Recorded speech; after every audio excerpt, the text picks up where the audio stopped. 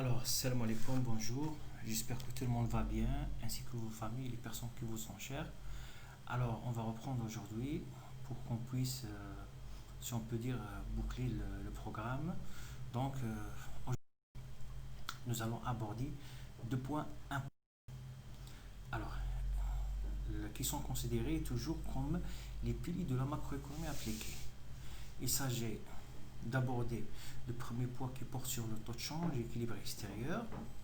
Le taux de change, cette variable cambiaire. Et le deuxième point, on va voir ensemble un exemple sur l'efficacité des politiques économiques en change.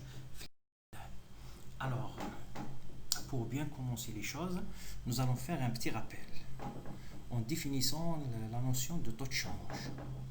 Quand vous connaissez le taux de change, ce n'est pas un simple prêt comme les autres prêts. Alors, c'est une variable cambiaire qui représente les performances économiques d'une économie. Alors, une simple définition de taux de change qui dit que le taux de change est l'expression de l'unité de compte dans un pays en termes de l'unité de compte utilisée dans un autre, où le taux de change est le prix d'une monnaie en termes d'une autre monnaie. Alors, comme il y a plusieurs types de taux de change, alors nous avons opté pour le taux de change nominal et le taux de change réel. Alors, si on veut comparer entre les prêts, entre les prêts, ou bien si on veut comparer le prix d'un même bien produit entre deux pays, donc on utilise ce qu'on appelle le taux de change nominal. Alors, en ce qui concerne maintenant le taux de change réel, c'est inversement au taux de change nominal, c'est-à-dire si on veut comparer le pouvoir d'achat entre deux pays, on utilise ce qu'on appelle le taux de change réel. C'est pour cela que les économistes utilisent toujours le taux de change réel, puisque ça donne beaucoup plus de crédit. Alors, maintenant, en ce qui concerne l'expression de taux de change, la définition ou bien l'expression ou bien la cotation de taux de change. Le taux de change est coté parfois à l'incertain et parfois au certain. Alors, à l'incertain est le prix de la monnaie nationale par rapport à la monnaie étrangère, c'est-à-dire une unité de devise étrangère égale une quantité de monnaie nationale. Inversement au taux de change ou bien à la cotation au certain, qui s'appelle parfois direct, qui représente le prix de la monnaie étrangère par rapport à la monnaie nationale, ou bien ça égale quoi? Égale une unité de monnaie nationale égale 1 sur 1 quantité de monnaie étrangère. Maintenant, en ce qui concerne la notion de la balance des paiements. La balance des paiements, comme je vous ai dit auparavant, c'est un document qui enregistre toutes les transactions économiques, monétaires entre le pays et le RDM. Alors, la balance des paiements est composée globalement composée de deux comptes, la balance des transactions courantes et la balance des capitaux. Quant à la balance des transactions courantes, cette dernière aussi est composée par plusieurs sous-balances, comme par exemple la balance commerciale, la balance des services, la balance des transferts, ainsi de suite. Si on néglige ces deux dernières balances, la balance des transferts et la balance des services, donc on se pose directement la balance de transactions courantes égale la balance commerciale. En ce qui concerne maintenant la balance des capitaux qui enregistre, c'est la différence entre les capitaux importés et les capitaux exportés, c'est-à-dire les entrées de capitaux moins les sorties de capitaux. Donc la balance des capitaux est une fonction qui dépend du différentiel entre le taux d'intérêt domestique et étranger. Nous allons voir le mécanisme qui détermine le solde de la balance. Alors, en ce qui concerne maintenant le degré de mobilité des capitaux qui concerne la balance des capitaux, on a trois types de mobilité des capitaux. Les mobilités de capitaux, comme je vous ai dit précédemment, il y a une mobilité imparfaite, mobilité parfaite, et on a aussi parfois ce qu'on appelle absence de mobilité des capitaux. Le cas d'une mobilité imparfaite, la droite BP est une droite, la représentation de BP ou bien la droite BP est une droite croissante. Alors, imparfaite, c'est-à-dire, comment on va expliquer, c'est-à-dire la représentation de la droite BP. Comme vous savez que la balance des capitaux est expliquée par le différentiel entre le taux d'intérêt domestique et étranger. Alors, qu'est-ce qu'on a dit précédemment? Lorsque le taux d'intérêt domestique augmente, donc nous allons assister à une entrée massive des capitaux. Cela veut dire que les capitaux importés vont dépasser les capitaux exportés. Donc, il y aura une amélioration. Donc, on aura un excédent de la balance des capitaux. Inversement, lorsque le taux d'intérêt étranger dépasse ou bien est supérieur au taux d'intérêt domestique, donc les capitaux exportés vont dépasser les capitaux importés. Donc, nous allons assister à un déficit de la balance des capitaux. Le cas d'une mobilité parfaite, dans ce cas, la balance des paiements est une droite horizontale. C'est-à-dire, comme je vous ai dit auparavant, lors des travaux dirigés, une légère variation de taux d'intérêt. Donc, nous allons assister soit à une entrée massive des capitaux ou bien à une sortie massive des capitaux. Le cas d'une absence de mobilité des capitaux, la balance des capitaux ou bien le solde de la balance des capitaux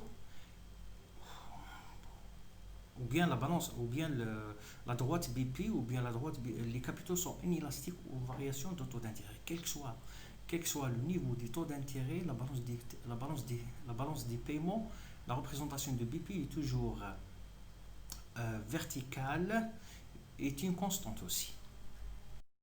Alors, nous allons commencer alors par le premier exercice qui porte sur la détermination de taux de change d'équilibre. Comme vous voyez, on a des données qui représentent le solde extérieur, le marché extérieur, si on peut dire, le marché des biens et services, ou bien le solde extérieur. On a la fonction des importations, des exportations.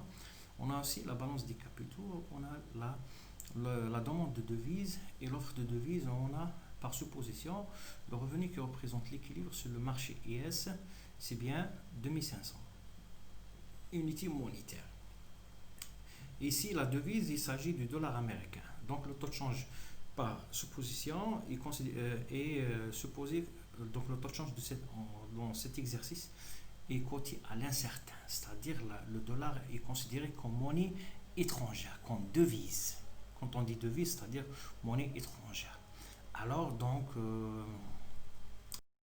nous allons commencer par le premier point. Le premier point, donc l'auteur nous demande de calculer le taux de change.